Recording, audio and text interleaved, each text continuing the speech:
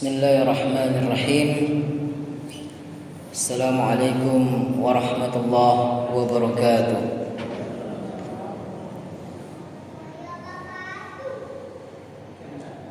Alhamdulillah hamdan katsiran thayyiban mubarakan fih kama yuhibbuhullahu wa yardah. Ashhadu an la ilaha illallah wahdahu la syarika lah wa ashhadu anna Muhammadan abduhu wa rasuluh sallallahu alaihi wasallam tasliman katsira. Amma ba'd. Bapak Ibu jemaah Masjid Al-Ihsan yang saya muliakan, alhamdulillah segala puji bagi Allah dan kita memujinya, memohon pertolongan Allah dan ampunan kepada Allah Subhanahu wa taala, dan kita berlindung kepada Allah dari segala kejelekan dan segala keburukan dari amal perbuatan kita. Maka tidak ada wasiat yang lebih pantas untuk disampaikan kepada kita semua, yaitu bertakwa kepada Allah yang Maha Tinggi dan senantiasa mentaati Allah Jalla wa'ala. Kita gunakan waktu-waktu untuk beribadah kepada Allah Subhanahu wa taala yang Maha Suci, yang Maha Tinggi, karena sesungguhnya ajal itu sangatlah dekat, sedangkan amal perbuatan setelah ajal tidak ada. Dan kita akan menghadapi hisab, yaumul hisab, hari perhitungan, hari pembalasan, nikmat atau siksa akan kita peroleh di akhirat kelak, di mana di akhirat kelak tidak ada kematian. Sebab itu Allah Subhanahu wa taala mengatakan, kullu nafsin dha'iqatul maut wa innama tuwaffawna ujurakum yawmal qiyamah faman zuhziha 'anil nar wa udkhilal jannah faqad faza wa mal hayatud dunya illa mata'ul ghurur. Allah katakan setiap jiwa itu akan merasakan mati. Sesungguhnya pada hari kiamat akan diberi balasan yang penuh. Siapa yang dijauhkan dari neraka dan dimasukkan ke dalam surga, maka sungguh dia telah beruntung, dia bahagia. Dan kehidupan dunia ini tidak lain hanyalah kesenangan yang menipu. Jemaah rahimakumullah, sesungguhnya setiap hal yang mulia itu memiliki pembuka. Ada yang mendahuluinya dan ada yang mempersiapkannya. Bulan Sya'ban adalah pembuka bagi salah satu rukun Islam, dan bulan Sya'ban bagian dari pondasi yang mulia, dan itu adalah rukun puasa. Pondasi tersebut dimulai sebagai pembukanya adalah bulan Sya'ban. Bulan Sya'ban itu seperti menteri. Dia datang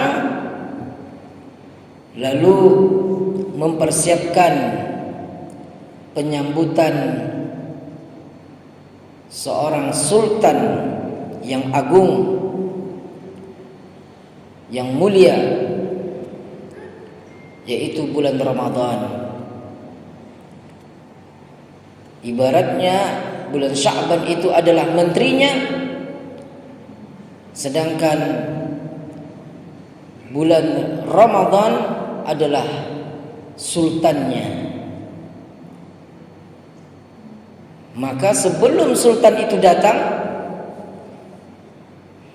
didahului dulu oleh kedatangan menteri. Lalu kemudian menteri menyambut sultan yang mulia tersebut, yaitu bulan Ramadan. Al-Imam Ibn Rajab rahimahullahu ta'ala mengatakan, walamma kana Sya'ban kal muqaddimati li Ramadan, syuri'a fihi ma yashra'u fi Ramadan min as-siyami wa qira'atil Quran liyahsula at-ta'ahhubu litalaqqiya Ramadan wa tarqada an-nufusu bidzalika ala ta'atir rahman. Jadi kata Imam Ibn Rajab rahimahullahu ta'ala, ketika Sya'ban itu menjadi pembuka bagi Ramadan, maka di dalamnya diperintahkan apa yang diperintahkan di dalam Ramadan, seperti puasa dan membaca Al-Quran. Jadi yang diperintahkan di dalam bulan Ramadan itu adalah puasa dan juga membaca Al-Quran. Maka sama di bulan Sya'ban diperintahkan pula itu, karena agar tercapai kesiapannya untuk menyambut bulan Ramadan dan jiwa-jiwa dapat mempersiapkan diri. Jiwa-jiwa kita ini untuk mempersiapkan dirinya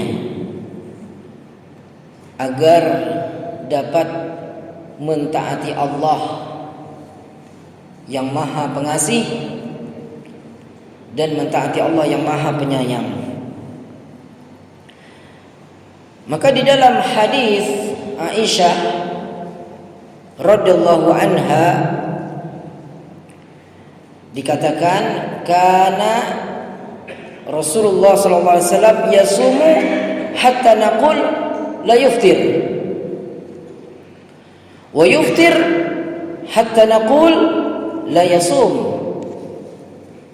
Wa ma ra'aitu Rasulullah sallallahu alaihi wasallam wa ma ra'aitu Rasulullah sallallahu alaihi wasallam istakmala siyam syahrin qattu illa Ramadan wa ma ra'aituhu fi syahrin aksar minhu siyaman fi Sya'ban. Jemaah rahimakumullah, Ummul Mukminin Aisyah radhiyallahu anha mengatakan bahwa Rasulullah itu di bulan Sya'ban berpuasa hingga kami mengira beliau tidak akan berbuka, dan beliau berbuka. Ternyata setelah kami saksikan beliau ternyata berbuka, tetapi hingga kami mengira beliau tidak akan berpuasa. Maka kata Ummul Mukminin Aisyah radhiyallahu anha, saya tidak pernah melihat Rasulullah SAW berpuasa 1 bulan penuh kecuali bulan Ramadan, dan saya tidak pernah melihat Rasulullah SAW berpuasa sebanyak yang beliau lakukan di bulan Sya'ban. Artinya, jemaah rahimakumullah, Bapak Ibu yang saya muliakan, Rasulullah SAW itu beliau lebih sering berpuasanya di bulan Sya'ban itu, lebih sering membaca Al-Quran, lebih sering meningkatkan sholatnya dalam rangka mempersiapkan dirinya menghadapi bulan Ramadan. Sehingga puasa di bulan Sya'ban ini persiapan awal untuk menyambut Ramadan. Seperti puasa 6 hari di bulan Syawal merupakan persiapan akhir setelah Ramadan. Jadi Rasulullah itu punya persiapan. Rasulullah melakukan persiapan biar tidak terkejut ketika dia beribadah di bulan Ramadan seperti puasa dan membaca Al-Quran. Begitu juga setelah itu dia pun tidak ingin terlalu sedih ketika Ramadan meninggalkan. Maka dia pun sebagai persiapan akhir setelah meninggalkan Ramadan atau Ramadan meninggalkan beliau, maka beliau pun puasa 6 hari di bulan Syawal. Jemaah rahimakumullah,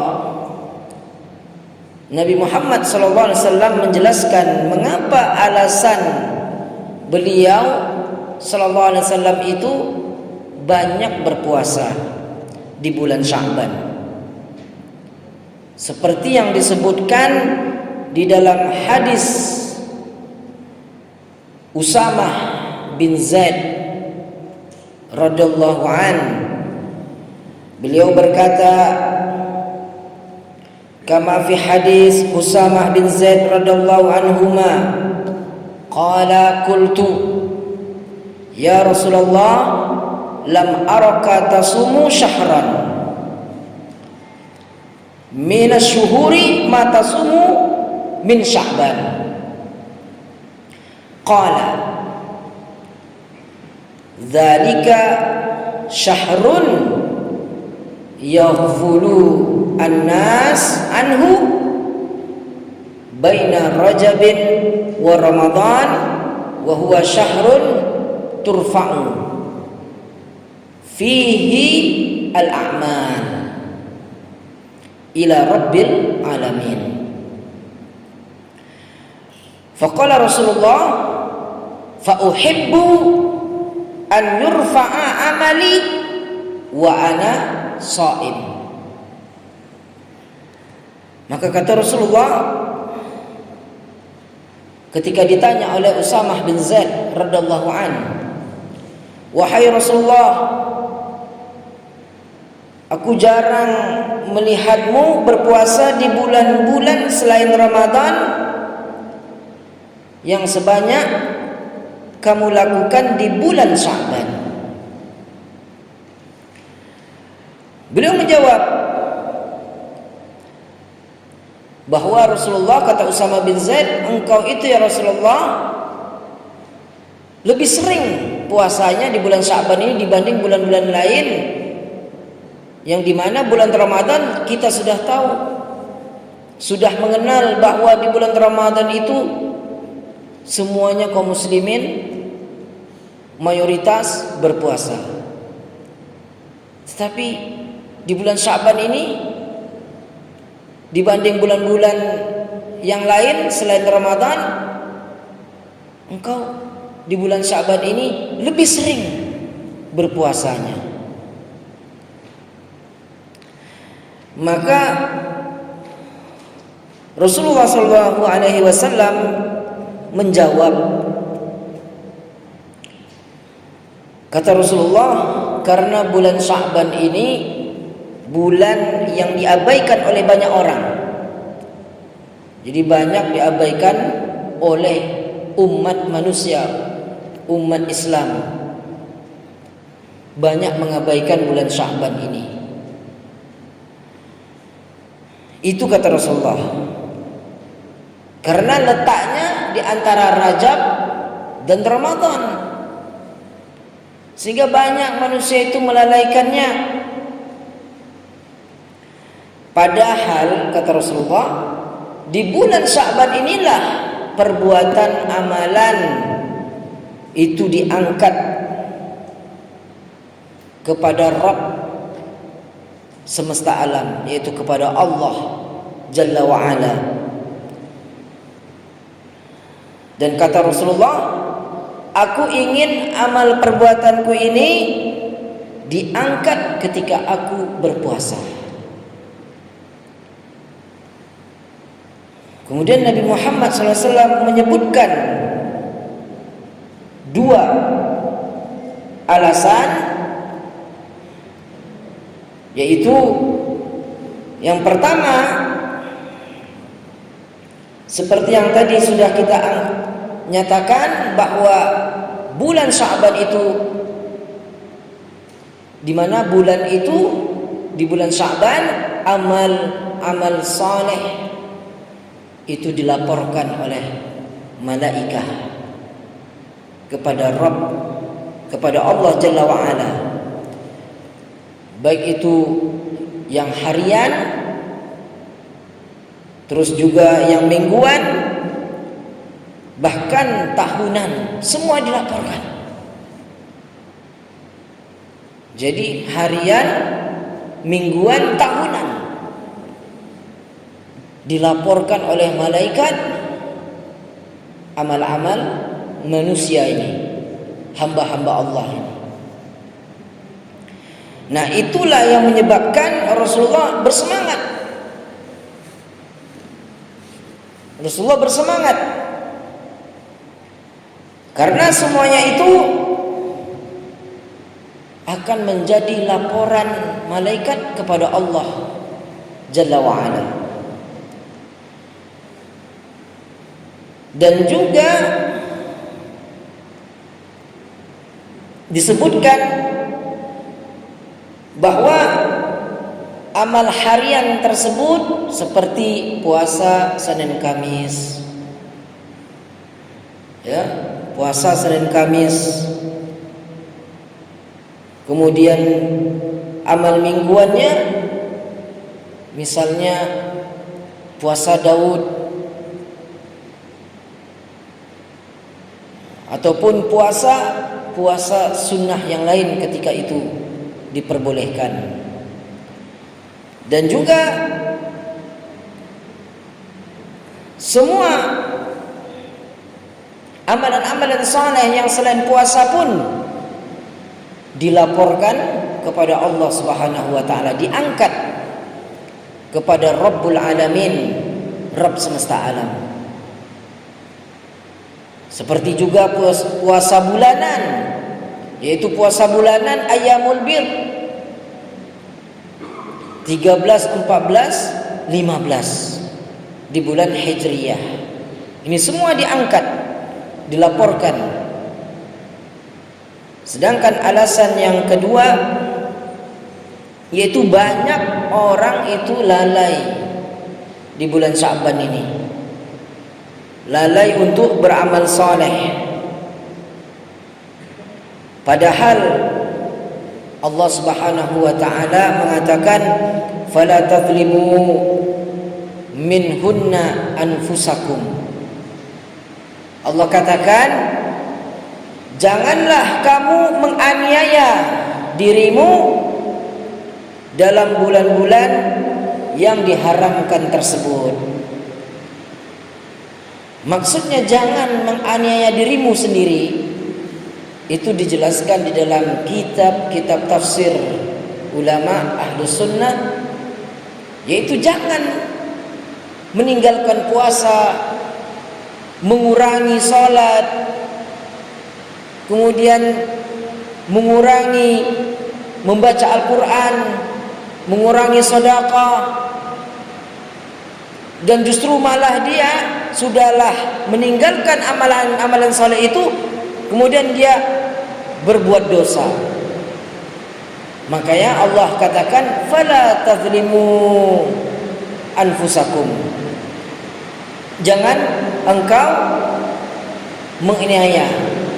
Tazlimu fala tazlimu fihinna anfusakum. Jangan engkau menganiaya dirimu di bulan-bulan haram tersebut. Dan itulah al-ghafal, manusia di bulan Sya'ban ini lalai. Karena dia merasa yang puasa itu, banyaknya puasa sebulan penuh itu ya di bulan Ramadan. Padahal Rasulullah tidak seperti itu. Rasulullah mengatakan dia justru ketika menjelang Ramadan ini dia selalu berpuasa. Dia sering berpuasa dibanding bulan-bulan yang lain selain Ramadan. Jemaah rahimakumullah, maka Rasulullah SAW selain berpuasa di bulan Sya'ban lebih sering dibanding bulan-bulan yang lain, Rasulullah juga ibadah salat di malam hari. Rasulullah membaca Al-Quran, Rasulullah memperbanyak berbuat kebaikan, sebagaimana Rasulullah SAW sebulan penuh di bulan Ramadan melakukan itu semua. Melakukan puasa sebulan penuh, melakukan salat sebulan penuh, melakukan membaca Al-Quran setiap hari sebulan penuh di bulan Ramadan. Maka sebelum bulan Ramadan itu dia lebih sering untuk mengamalkan ini, yaitu puasa, salat, kemudian membaca Al-Quran. 3 hal ini diperbanyak oleh Rasulullah di bulan Sya'ban. Tapi kita lihat sebagaimana Rasulullah katakan, manusia lalai dari banyaknya puasa di bulan Sya'ban. Mungkin malah nggak pernah puasa di bulan Sya'ban. Mungkin malah berkurang sholatnya di bulan Sya'ban. Mungkin malah berkurang membaca Al-Qur'annya di bulan Sya'ban. Ini yang dijelaskan oleh Rasulullah. Yafulu an-nas, banyak manusia lalai beribadah di bulan Sya'ban. Padahal Allah Subhanahu wa taala akan memberikan suatu kemenangan, keberuntungan, kebahagiaan, manfaat yang besar. Karena apa? Karena justru mereka yang beramal di bulan Sya'ban ini, mereka yang bersemangat meningkatkan ibadahnya di bulan Sya'ban ini, akan menjadi amalan rahasia di sisi Allah Subhanahu wa taala. Bahkan dia menyembunyikan amalan-amalan sunnahnya dengan memperbanyak amalan-amalan sunnahnya di bulan Sya'ban ini, dan menjaganya dengan lebih baik di bulan Sya'ban ini, dengan meningkatkan dari hari ke hari menjelang Ramadan. Maka ini yang menjadikan rahasia di sisi Allah, bahwa hamba Allah yang seperti ini tentu kedudukannya berbeda di hadapan Allah, di sisi Allah, dibanding hambanya yang lalai dari beribadah kepada Allah di bulan Sya'ban menjelang Ramadan ini.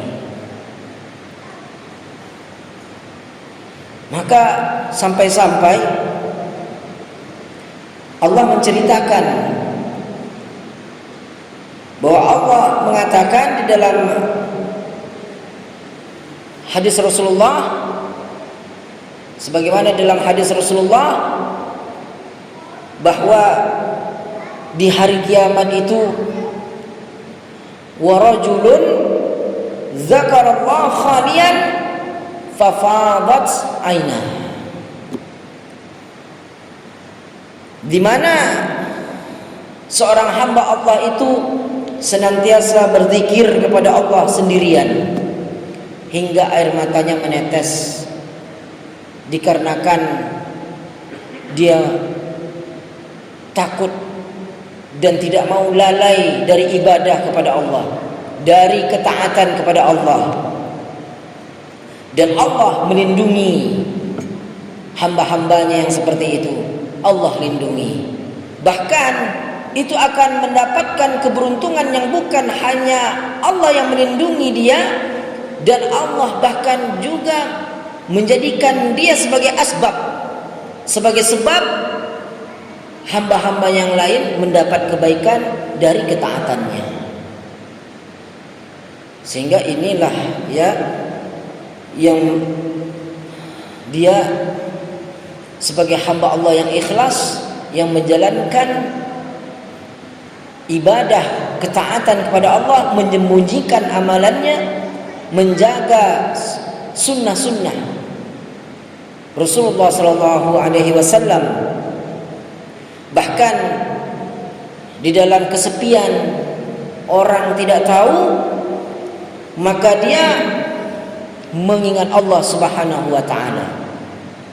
Padahal kesepian itu biasanya menjadikan orang lalai, tapi justru dia taat kepada Allah Subhanahu wa taala, maka hatinya itu bergairah untuk beribadah kepada Allah, untuk taat kepada Allah.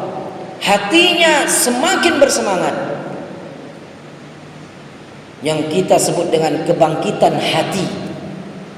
Apabila seorang hamba itu mengalami kebangkitan hati, maka ketika hatinya itu memiliki ghirah, memiliki semangat untuk beribadah dan mentaati Allah, maka di saat itu pula lah dia merasa nikmat, dia merasa lezat dan merasa tenang, tentram, dan Allah karuniakan kepadanya kebahagiaan jiwa kepada dirinya, dikarenakan dia di dalam kesepian, di dalam kesunyian diri, dia beribadah kepada Allah Jalla wa'ala, dan dia meningkatkan ketaatannya kepada Allah Tabaraka wa ta'ala. Bapak Ibu yang saya muliakan jemaah rahimakumullah, maka ketika dia berbeda dengan hamba-hamba Allah yang lain, umat manusia yang lain, maka dia pun akan terasa asing, dikarenakan dia tidak ikut kebanyakan orang.